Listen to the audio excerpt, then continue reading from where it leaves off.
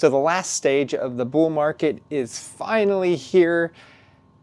Buckle up, guys, because there's going to be some things that you really need to pay attention to during this last phase, which will really help you prepare for the bear market that will be coming afterwards. If you hear people saying that there's not going to be a bear market after this, you got another thing coming. You're going to have to learn the hard way. And I don't want you to have to learn the hard way. Like this guy right here. And I'm not trying to make fun of this guy. I'm just pointing out like things you need to understand, okay? Thomas Fair on Twitter, he says, not convinced we see a Bitcoin bear market in 2026 or 2027. There's a real shot that we're in the early stages of a multi-year bull with plenty of chop but no full reset.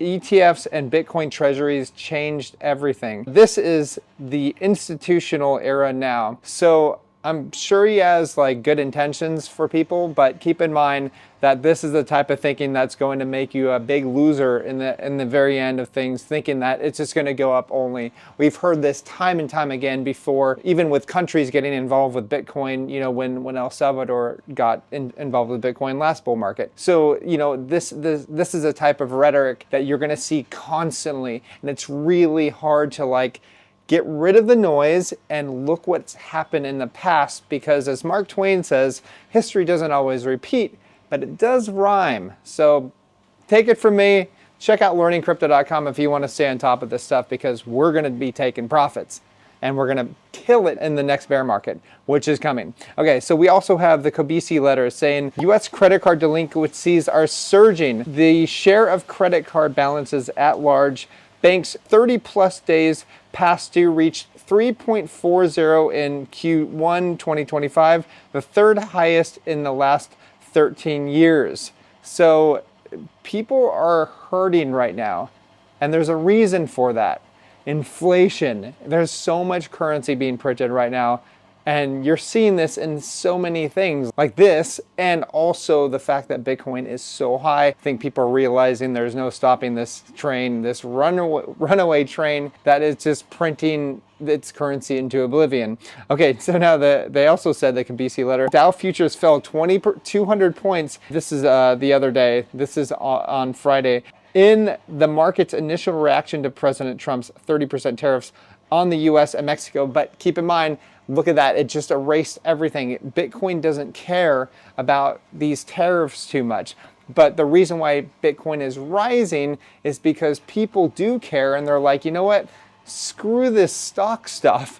We're going to get into Bitcoin because that's the truest, most honest inflation hedge backed by math that you can get, you know, and that is why I think finally we are seeing absolute fireworks coming on. Now, also the founder of Bitcoin is now the richest person in the world, you know, Satoshi Nakamoto. He's up to $129 billion. Yikes, that's a lot of money. Also, Trump said that he wants to get rid of property tax. Here's the thing, this is what I said, just like he said he would release the Epstein files and audit the Fort Knox and all this other stuff. Obviously now I think people realize you can't trust the guy. You can't trust any politician. I'm not picking on Trump. I'm just talking about like every single politician. You just can't trust them, okay? They're liars, all sorts of bad stuff, guys. And so just stick with Bitcoin and you're gonna be doing fine. Pay attention to Bitcoin, not what presidents are doing, because they're just kind of leeches, you know what I mean? Now let's go over this article. Treasury posts unexpected surplus in June as tariff receipts surge. Now here's the thing, the fine print here. With government red ink swelling throughout the year, June saw a surplus of just over $27 billion following a $316 billion deficit in May. So guys, this is just like, it's theater. Like this, it doesn't even matter. They're printing so much. A surplus doesn't even matter at this point. It's a drop of water in an entire ocean, okay? Doesn't matter anymore. Now, also, about 70% of surveys respondents said that President Trump's tariffs will make it harder to manage or repay debt. Now, this is according to CNBC. Yes, that is very true. I've been saying this since he started coming out with tariffs. People bash me. People that said, I don't know anything about economics. I guess I don't, huh? Yeah, right. Okay, well, what about this, guys? And what about the things that I've mentioned in the past? And also, what we're seeing right now is inflation. Inflation is just going to be ravaging the middle class, which is really unfortunate because I got a lot of friends and family who are middle class, and it sucks. So now we also have here's some very bullish part. Arthur Hayes says a monster alt season is coming. Now, the reason I picked out Arthur Hayes because he's right quite a bit.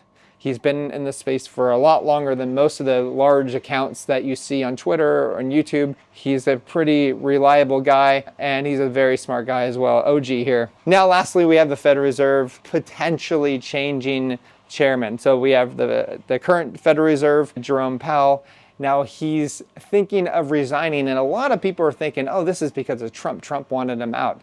Guys, it has nothing to do with that, okay? Like, the only way you're going to change like the way the US is heading is to get rid of the Federal Reserve, and that's not going to happen. Just changing captains on the Titanic doesn't really do much, you know what I mean? So like, and with Trump saying that he might have had something to do with that, he didn't, all right? So this is just theater. The Federal Reserve is all about theater. That's how they actually came about, is theater. Check out The Creature from Jekyll Island. You get to see what type of things they did to kind of finagle their way through the public opinion. Yeah, it's fascinating. You're gonna have to unlearn pretty much everything you've ever known about like money and politics reading that book, Creature from Jekyll Island. Check that out. So in the meantime, what should you be doing right now? You should be preparing.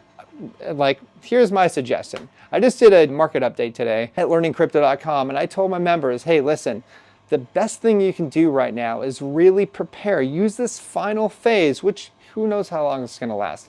2 months, 3 months, I don't know. But what I do know is that we're going to see a bear market, and if you don't prepare now by whether it's unstaking your coins that you want to sell, and also one of the things that you should be doing right now is definitely keeping your coins off exchanges, because during bull markets comes a lot of people interested, like your friends, family members that haven't gotten into crypto. They're going to be like, hey, how do I get into crypto? They're going to be calling you and they're going to be asking you, but this is going to put a lot of pressure on exchanges as well, which will probably go down occasionally at the worst possible times, most likely when you probably want to sell some of your coins. So that is why I'm encouraging people, get ready, guys, okay? Make sure that you're kicking the people out that say that we're just going to go up forever, and also make sure that you're able to sell your coins when the time comes. All right, that's all I have. Like and subscribe. Talk to you guys soon.